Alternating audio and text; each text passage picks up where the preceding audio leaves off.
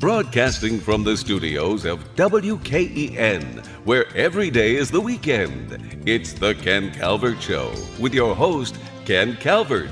And if you have anything nice to say about him, keep it to yourself. And now, here's Ken Calvert.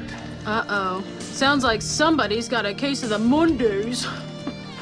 Hi, everybody, and welcome to the casual studios of WKEN, where every day it's the weekend. Happy holidays and Merry Christmas, everybody. Yep, holidays are here. It's time for gift giving. It's tough to come up with a creative gift, isn't it? I'm trying like crazy right now to do it for my sisters and, of course, my wife. And, I got some great friends I want to take care of. You know, I want to get something creative, something they'll really like. Now, some people like to send food. I'm not one of those people. Some perishable and some that are not. Those Harry and David baskets are okay if you're into fruit. I'm okay with fruit, just not a whole basket of it. And I'm, you know what I mean? Unless you're really, really into fruit, and then it's great. But usually some of that fruit it never sees the inside of a mouth or I don't know what I'm trying to say. But I know I'm not into pears and I can't stand the skin on peaches. So note to listening audience, don't send Ken a Harry and David basket for the holidays, okay? All right, good. We established that. I'll tell you what food I do like getting, and I got one as a matter of fact. It's a big-ass tin of Cheryl's cookies. Oh, my God. They're awesome. Some friends sent those again this year, and I got to tell you, they're off the charts. I protect them. I protect them like they're my little tiny babies. That chocolate chip will come out soon, very, very soon. But boy, I got to tell you something. If you've never had Cheryl's cookies, it's worth Googling. Trust the Calv on that. All right, continuing now, staying with the theme of gifts and the holidays. The Sunday paper here in Detroit did an article about Michigan-made gift baskets. Now, that's pretty cool. You know, there's all sorts of things in there. You can imagine if you go about the entire mitten, boy, you're going to find a bunch of stuff you could put in a basket and send to a friend in Texas or in Seattle, anywhere, L.A., Vermont. I could list all 50 states if you'd like, but I won't go through that. But it's a nice gift to send to somebody who was originally from here and has moved on. And maybe, just maybe, it's been 25 years since they've had some real Michigan bounty to chomp on, okay? We all know what we're talking about there. The Saunders products, Verner's. It goes on and on and on. Now you could go high-end and include like Shinola, and you could even throw in a car, I suppose. But anyway, I'm exaggerating like crazy, and I don't mean to do that. Anyway, one of the things that they brought up was a father and son are doing this salsa, and it looked pretty good. And I love salsa. But here's my question for you. Aren't there already hundreds, if not thousands, of salsa sauces out there? Easy for me to say. It's like celebrities who create their own stuff. Like hot sauces. Okay, hot sauces are real big with celebs too, like Joe Perry's Boneyard Brew hot sauce. Celebrities love having their own food and beverage products. Have you noticed that? Well, you can't miss it, really. I think it started with Paul Newman. I guess I'll blame Paul Newman for all of this. Newman's own salad dressings got this whole thing started. A lot of celebs now get into booze, especially tequila and vodka. And please, don't even get me started about celebrity wines. What is it about the celebrity all of a sudden knowing so much about the grape and the vineyards and their own wine? I like wine, but I honestly cannot tell you the difference between an okay Chard or red from a great Chard or a great red. I can't do it. But I do know this. I have a buddy who likes and orders really expensive wine when we go out to dinner? Which leads me to this imponderable for you. You have to answer this question. I won't be able to hear it, but I know that you're answering my question because I know that you like to follow along with these, okay? Here's the imponderable. Let's say that two trains leave the station at the same time. No, let's say there are all right, from the top, Ken. Let's say there are two couples at the dinner, and you guys all decide to split the bill. The one couple orders one bottle of expensive white wine and then eventually 2 glasses of really expensive red wine. I'm drinking just a couple of light beers, and my wife is drinking maybe a starter cocktail and then a craft beer. So the bill comes and it's $300. I tip 20% on $150. That's $30, right? But of that $150, 75 of it is my buddy's wine. You follow this? Am I doing the math correctly? I'm probably not. I'm the worst at math. Anyway, I gotta, as Fleetwood Mac would say, oh well, I just have to roll with it and do it, right? I think I do, because that's what I have done. So just think about it and get back to me, will you? Get back to me by Tuesday, let's say 5 o'clock. So, well, you know what? We could do an entire hour on tipping, especially around the holidays. And I saw a whole chart on that. And again, we should do an entire podcast on that. Okay, let's get on to today's Monday memory, shall we? Yesterday, well, actually, let me just do this. I'm talking with Billy Gibbons. We're going back to August of 2013. Billy celebrated birthday number 69 on Sunday, yesterday. I'm recording on the Monday here, December 17th, but his birthday was yesterday, Sunday, December 16th. ZZ Top was doing 8 shows. Remember that? 8 shows with Kid Rock at Pine Knob DTE. It was the Kid Rock $20 Best Night Ever tour. Billy had a chance to settle in for over a week in the area, and he hung with his car buds at Ford and GM, and they were having a great time hanging out at the Woodward Dream Cruise. He talks about how easy it is for Billy Gibbons to go sit in a lawn chair on Woodward and not be noticed. Wrong. So let's say hi to Billy Gibbons, and thank you for listening, everybody. How's Billy Gibbons today? BFG is rocking and rolling. We've been rocking and rolling all week long. I got to tell you something. I've never seen a city so lit up as they are right now with this pairing going down in the Motor City. You're halfway through 8 shows. Is it everything and more than you expected? Yeah, man. Teaming up with the Kid, our old friend for many, many years, has provided a real value for the concert goer. All the attendees are being treated to a great night of fun. I'm going out Saturday night, so I'm just hoping the weather stays kick-ass. First of all, you've had some great weather. Are you enjoying your stay here in the Motor City? Indeed. We've gotten out. There is a new film chronicling the great rivalry within the drag racing circles from the mid-'60s with Don Perdome and Tom McEwen going head-to-head. Yeah. Called Snake and Mongoose.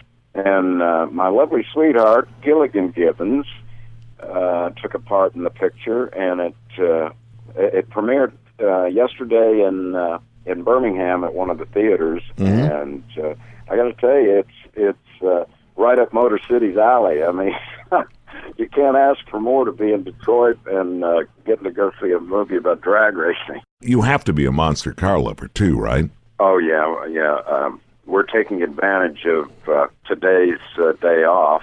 There ain't no rest for the weary. We're gonna hightail it down to Woodward. I've got some buddies of mine over at Ford that they've got a special spot. They put their lawn chairs out each year. It's just it's just a constant, show of wheels. It's rocking and rolling. I'm surprised you didn't bring something up here with you, trailer something up, and maybe join the event. Well, that'll happen sooner or later. As I mentioned, all of our pals at Ford have, followed along since the appearance of that iconic sidekick of ours, the little red Ford coupe that showed up in the Eliminator era. Well, that was a 33, wasn't it? Yes, it was. Yeah. Now, did you chop that and get all over it? Yeah, it was repowered, repainted, chopped. I mean, it was the works. It was, but it was a real work of art in the end. The statement speaks for itself, and of course, having the opportunity to bring it up for this great event. Presently, that little car is still at the Rock and Roll Hall of Fame, and we just put some other cars in the Peterson Auto Museum back in Los Angeles. So the cars are in good company, although I'm sure they're a little jealous that I get to be on the street watching all the machines roll by. But we'll do it. You know what, Billy, I got to ask you something. When Billy Gibbons from ZZ Top shows up at the Dream Cruise, it's kind of hard for you to disguise yourself, isn't it? Yes. Yes, okay. The neon sign is on. What are some of the other brands that you really enjoy? Well, of course, we've got an alliance with GM. When the Eliminator finally made its debut and became a celebrity in its own right, the chief stylist over at Cadillac, Mr. Larry Erickson, he had made way down to meet me on the Mexican border, and we were calling it a late night over in some cantina, and he said, "Now," we said, "Where does it go from here? This little red car is a star." And I said, "Well, it's cute, it's kind of short wheelbase, 30s Ford." I said, "What about Cadillac?" He said, "I think," he said, "hand me that bar napkin. I've got a pen right here, and I think we can go forward." 1948 Cadillac Series 62 Sedanette, found in pristine condition out in Arizona, became the start of what later was called Cadzilla. Yeah. And it was another home run thanks to Mr. Erickson's talent at the drawing board. He was really all over it. Hey, you know what, Billy, though, when you just want something clean and natural and in its original state, I'm going to tell you mine right now. It's a 63 split window Corvette. I had a couple of buddies, and they made very, very few of that car. I mean, if you were to just take something that is original and it's low mileage and it's right out of the garage, what is it? I'd go 63 again. That. You'll take the split window. Uh-huh. I'll take the suicide door Lincoln. Oh, all day. You guys just continue to kick ass, and is this a good town for rock and roll? Without question. We're able to unveil some of the newer ZZ Top material from the recent release, La Futura. La Futura. And, yeah. And so you got to say to Bobby every night, "I got to get paid." That's right. You've been doing this since what? I'm going to take you way back. 64, 65? Well, I was tiptoeing around the Christmas tree when I turned 13. And lo and behold, there was an electric guitar, a Gibson Melody Maker, and a little Fender amp, and that's what kind of jump-started the whole affair, and we haven't had to look back much since then, from that inauspicious beginning. And then we got lucky. I was in high school and wrote a song that started catching on, 99th Floor, yeah, by the Moving Sidewalks, and then we got hired to jump aboard the tour with Jimi Hendrix. Yeah, now tell that story. And that and tell it real slow, if you don't mind. You got a couple of days, we'll detail it. No, Hendrix was a really, really genuine spirit and a kind soul. He was turning the guitar inside out, and he was doing things with the guitar that I'm quite certain the designers never dreamed of what possibilities lay. Once it got in his hands, it was Katie hold the door. It was something to behold.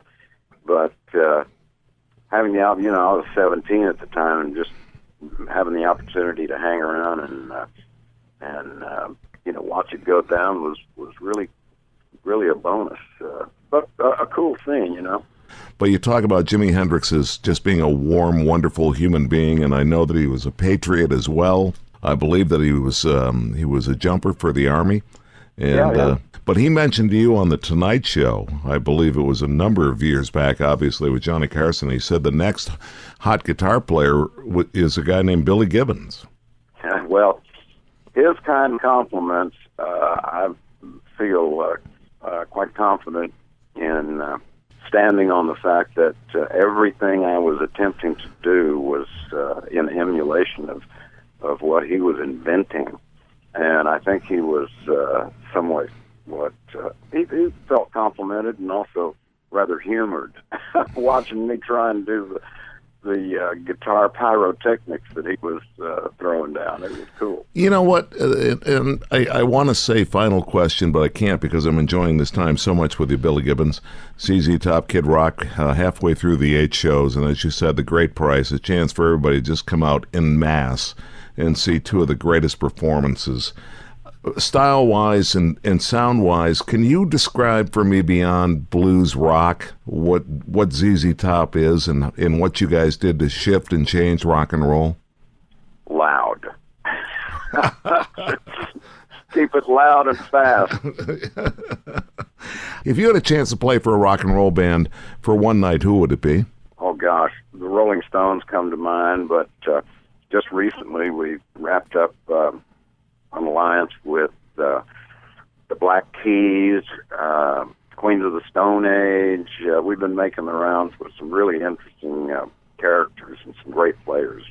It's there's a lot of good stuff out there, man. Pardon the metaphor. How much you got left in the tank? Oh, man, we're ready to refuel and rock it on. Hey, Billy, go get yourself some lunch, enjoy your time off, enjoy the cruise, and enjoy the next 4, okay? Hey, man, thanks for the time, and, this Motor City is rocking and rolling. We loving it. I love you like a brother, man. Thank you. All right, see you soon. See you soon. All right, see you, bueno. You can subscribe to the Ken Calvert Show podcast on Apple iTunes, TuneIn, Stitcher, Spotify, or iHeartRadio. It's also available by going directly to www.thekencalvertshow.com. You can reach Ken at kencalvertpodcast@gmail.com. The preceding program is the property of Ken Calvert and may not be rebroadcast without the written permission of Ken Calvert.